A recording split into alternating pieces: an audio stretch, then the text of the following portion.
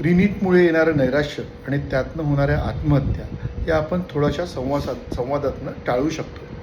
हा doctor Sushil Gawande psychiatrist यांचा संदेश फक्त नीटच्या विद्यार्थी किंवा पालकांसाठीच नाही, तर प्रत्येक शिक्षक आणि प्रत्येक पालकांनी विद्यार्थ्यांनी पूर्णपणे बघितला पाहिजे.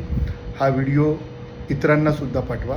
या एका छोट्याशा व्हिडिओतनं आपण काही आत्महत्या आणि नैराश्य मोठ्या प्रमाणात थांबवू शकतो. नमस्कार, डॉक्टर सुशील गावंडे. मी नागपूर येथे मनोचिकित्सक म्हणून कार्यरत आहे. सध्या माझ्या क्लिनिकमध्ये नीटला अपेअर होणाऱ्या मुलांची आणि त्यांच्या पालकांची गर्दी उफाळून आलेली आहे. मुलांची परिस्थिती केविलवाणी आहे आणि त्यांना बघून खरंच वाईट वाटतं. पण मला मुलांना आणि पालकांना सांगावंसं वाटतं की जीवनात ही संघर्षाची सुरुवात आहे. असा संघर्ष अनेक वेळा जीवनात येणार आहे. त्यामुळे आपल्याला या परिस्थितीलाही तोंड द्यावे लागेल. सरकारने असं का करावं? सुप्रीम कोर्टाने असा आदेश का दिला? काही लोकांनी यामध्ये काय प्रॉब्लेम केलेत? या सगळ्यांची आपण चर्चा करत राहिलो तर आपले दिवस जातील, आपला ताणही वाढेल.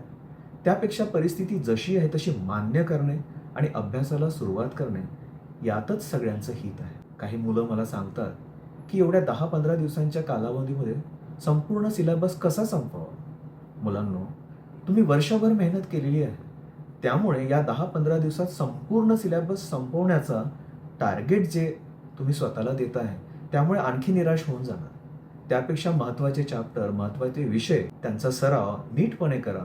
आणि मी तुम्हाला सांगित इच्छितो की वर्षभर जी तुम्ही मेहनत केलेली आहे ती कधीही वाया जाणार नाही. काही मुलांना वाटतो की मागच्या वेळेस जो नीटचा अटेम्प्ट दिला तेव्हा मला जास्त मार्क येणार होते, आता येणाऱ्या नीटचा जो अटेम्प्ट आहे त्यामध्ये मला कदाचित कमी मार्क मिळेल. पण पुन्हा तुम्हा सर्वांना सांगावंसं वाटतं की जे मुलं मेहनत करतात आणि परीक्षांमध्ये सुरुवातीपासून चांगले करतात ते मुलं भविष्यातल्या परीक्षांमध्येही चांगलेच करतात.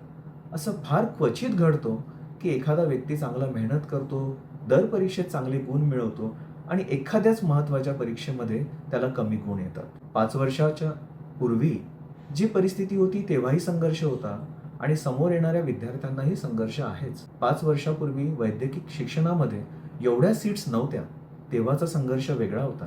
आता वैद्यकीय शिक्षणामध्ये सीट्स वाढलेल्या आहेत आणि संघर्ष हा वेगळा आहे. मित्रांनो, प्रयत्न तुमच्या हातात आहे. तुम्ही प्रयत्न सोडून फक्त रिझल्ट किंवा आउटकमचा जर विचार करायला लागले तर निराशा तुमच्या दारी आहे. जर तुम्ही असा विचार केला की रिझल्ट किंवा रँक काय येणार याचा मी विचारच करणार नाही आणि प्रयत्न करत जाणार, तर तुमचे प्रयत्न सफल होण्याचे चान्सेस खूप जास्त आहे. मला पालकांनाही सांगावंसं वाटतं की तुम्हीही तुमच्या पाल्यांशी काय रँक येणार, किती मार्क येणार याविषयी चर्चा करू नका. त्यांना समजावून सांगा की process is more important than outcome.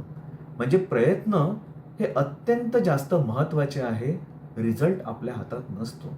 त्यामुळे प्रामाणिकपणे प्रयत्न सुरू ठेवा. मुलांना तुम्ही दिवस रात्र मेहनत करता आहात, पण 5 मिनिट वेगळे काढून आपल्या इतर सहकाऱ्यांशी थोडी चर्चा करा. त्यांचा अभ्यास कसा सुरू आहे, त्यांचा सराव कसा सुरू आहे याविषयीही चर्चा करा. आणि फक्त अभ्यासाविषयीच नाही तर काहीतरी गंमत जम्मत अशीही चर्चा करा. तर रोज दिवसातनं 5 मिनिटं आपल्या सहकाऱ्यांशी चर्चाही करा. मला असं वाटतं तुम्ही, तुमचे पालक आणि आम्ही सर्व समाज तुमच्या सोबत आहोत आणि आपण सर्वांनी एकत्रपणे जर प्रयत्न केले तर आपल्याला निराशाही दूर ठेवता येईल. कारण की कोणताही व्यक्ती या निराशामुळे आत्महत्या जर करत असेल तर ही समाजासाठी खूप दुर्दैवी अशी घटना आहे. धन्यवाद.